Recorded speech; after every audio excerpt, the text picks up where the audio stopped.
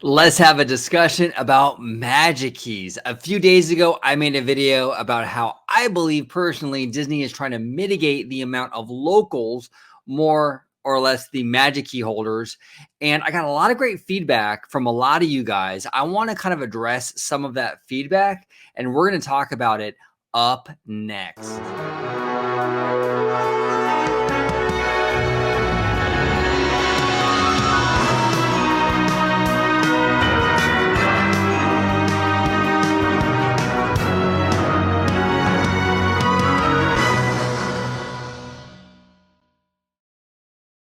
Hey, everybody, welcome aboard to another episode of Orange Grove 55. So, like I said, I made a video a few days ago about magic keys, how they suspended some of the sales of the Believe key. So, that's 2 out of the 4 magic keys that are currently on hold. And it was my, just kind of give you a little bit of context, okay? It was my belief that Disney is sort of turning on and off the faucets, so to speak, on these magic keys, because what they're trying to do is try to mitigate the amount of locals kind of going into the park. They want to have a more balanced pie in terms of like percentages. So they don't want it to be like 90% locals and 10% tourists. They want to kind of even it out a little more and give tourists like a fighting chance, essentially. And I got a lot of great feedback from you guys, but I picked one comment in particular. Now, this comment actually comes from a very dear friend and a OG55 collaborator who I love dearly. He's a brother to me, Ethan from Theme Park Wizard. And I suggest all of you check out Mr. Wizard. Link up above. Give him a subscribe. Like all his videos. He's a great guy, and he makes really, really great content. And I just want to say that right out the gate. But the reason why I picked his comment really is because it kind of encapsulates kind of all the comments I've gotten all in one post. Okay, it's kind of like a one-stop shop, so to speak. So he goes on to say, few problems with your theory. He says, number one, day tickets, one park are completely gone until 2022. Okay. So like I said in my video, and I kind of reiterated it a little bit, but I'm going to kind of dive in a little more into a little more detail. My video wasn't about completely giving like tourists and like day guests and like, day ticketers a blank check to go whenever they want, and it's a free for all. That's not what my video was about. It's more about evening the playing field. Okay, so just creating an environment where locals aren't dominating the situation. So you're going to have day tickets that are going to sell out. Disneyland's a very popular place. Okay, just because they're sold out till 2022 doesn't mean that Disney isn't trying to mitigate locals or magic key holders from getting into the park. This isn't about keeping people out necessarily. This is just about kind of evening things out, where they just want the percentages to be a little more even-handed, where it's not like all locals or even all tourists. They want a more of a balance. So yeah, day ticketers, yeah, it's possible they're sold out. That's fine. That doesn't really mean anything though. You know what I'm saying? It doesn't really mean anything. It doesn't really negate what I'm trying to say, in that Disney doesn't want as many locals in the parks. They want these percentages to be a little more balanced. So, all right. So let's go to number 2. It says here, the parks are as packed as ever. My friend just went 2 days ago and couldn't move and had a bad time. It was her first time, and she brought her friend who was vacationing from Egypt, and it was her first time too. Now, Ethan, here's the thing. You said this happened 2 days ago? And I think it was like 2 days ago or something, or close to it, when Disney announced that they were suspending another magic key. So do you think that maybe these two things are connected? Obviously Disney has more data. They're more privy to the data than we are, right? If the parks are so crowded for your friend who was coming, for her first time to the parks, you said she brought her friend who was vacationing all the way from Egypt,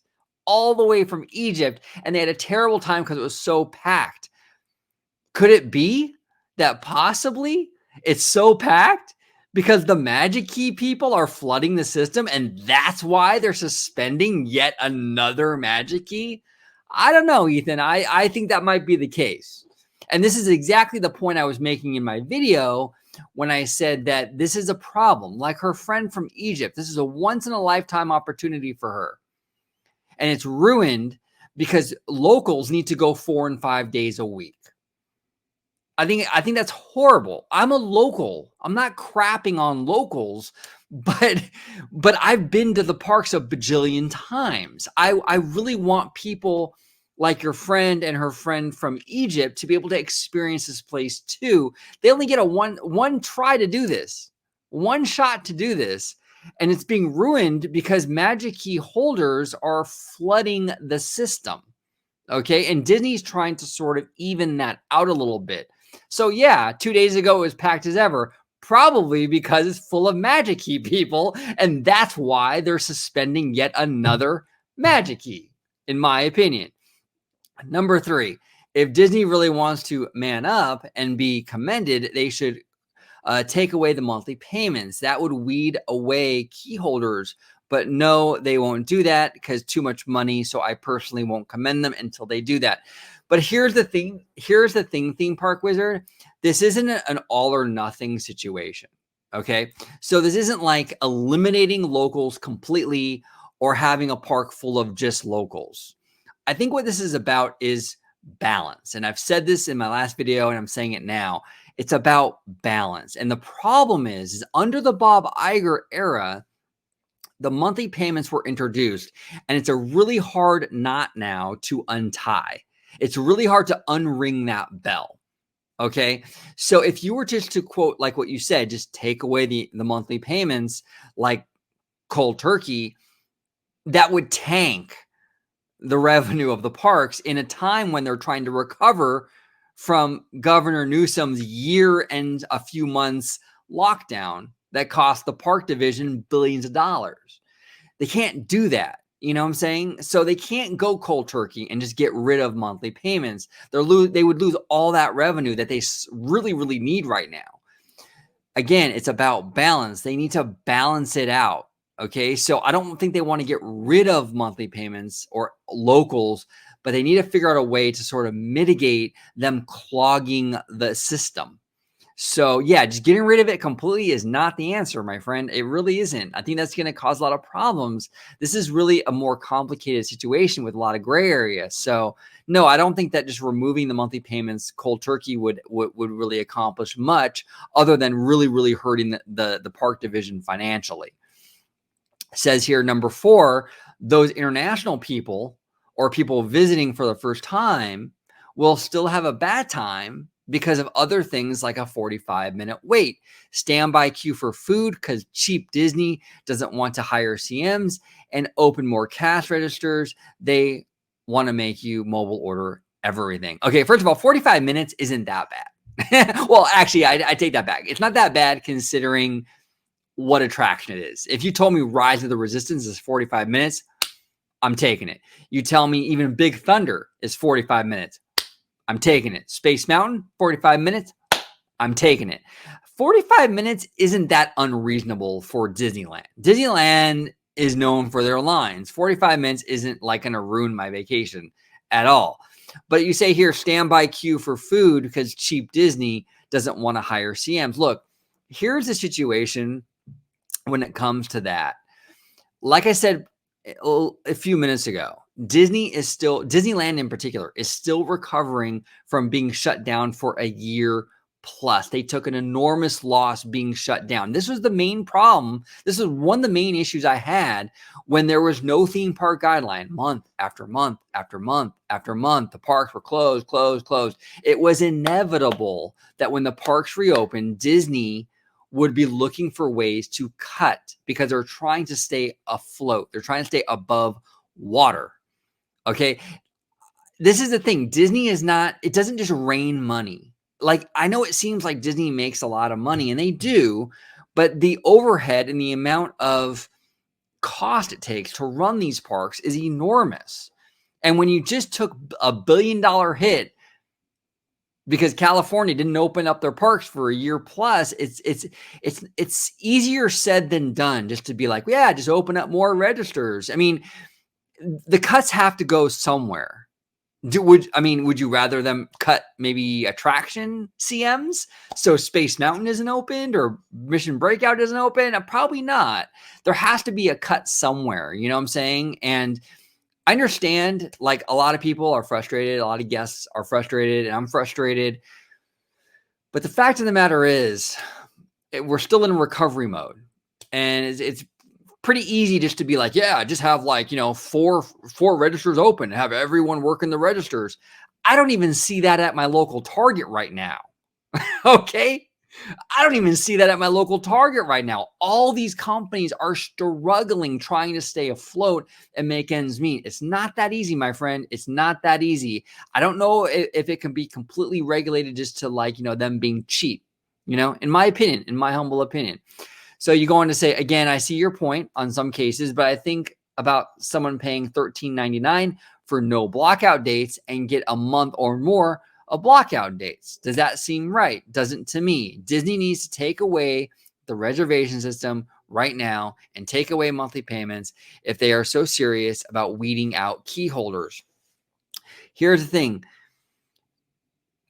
I made a video a year plus ago when they announced the reservation systems were coming. I said this in a video that whenever you have an annual pass program that requires a reservation, it doesn't matter like what they're selling you on no reservations.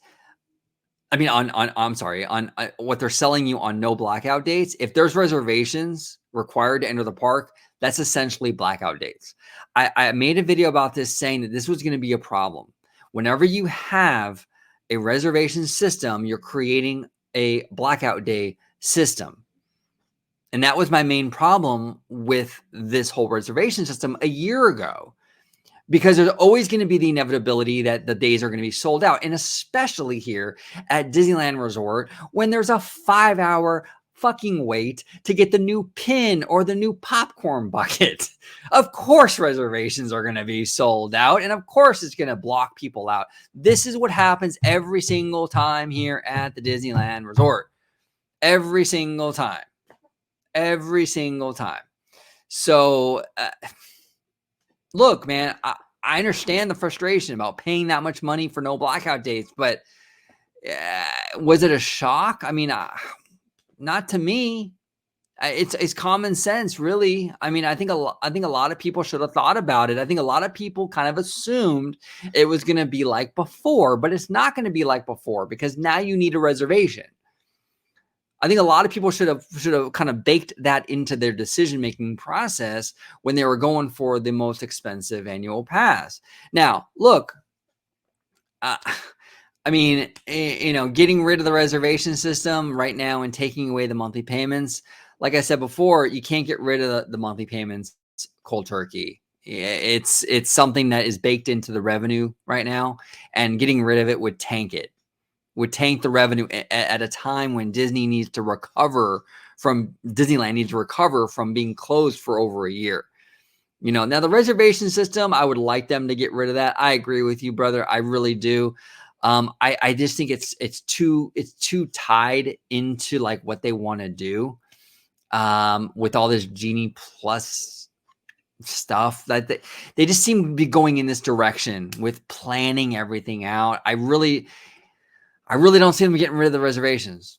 I really, really don't. I think the more likely situation, what they're going to do is they're probably going to lower the Magic Key prices a little bit and have that reservation kind of disclosure baked into that, So maybe they'll lower the highest tier Magic Key and just say, look, this is all subject to reservations. Buy it or don't. I think that's more likely what they're going to do. They're all in. Bob Chapek and Daddy Josh are all in on this reservation system. This is the future of Disney parks. They want everything. They want everything on the app. They want you to plan out everything. And the reservations aren't going anywhere. I'm telling you right now, they are all in on that. But Ethan, thank you, brother. I do appreciate you commenting, and you make some great points, dude. You really, really do. And I really do. Everyone watching at home, subscribe to Theme Park Wizard. He's a friend of the channel. He's a friend of mine. I love this guy, and he makes really, really great content. So again, I'll link it down below in the description. So give him a subscribe. Thank you so much for watching. Comment below. What do you guys think about Ethan or Theme Park Wizards points here in regards to magic keys and locals versus tourism? What do you think about my points? Maybe I'm totally off base here. Maybe I'm totally wrong. If I am, comment below. If I'm right, comment below. If Ethan is right, comment below. If he's wrong, comment below. Whatever your opinion is, we love to hear from you here at OG55. So thank you so, so much for watching. And as always, have a magical, magical day.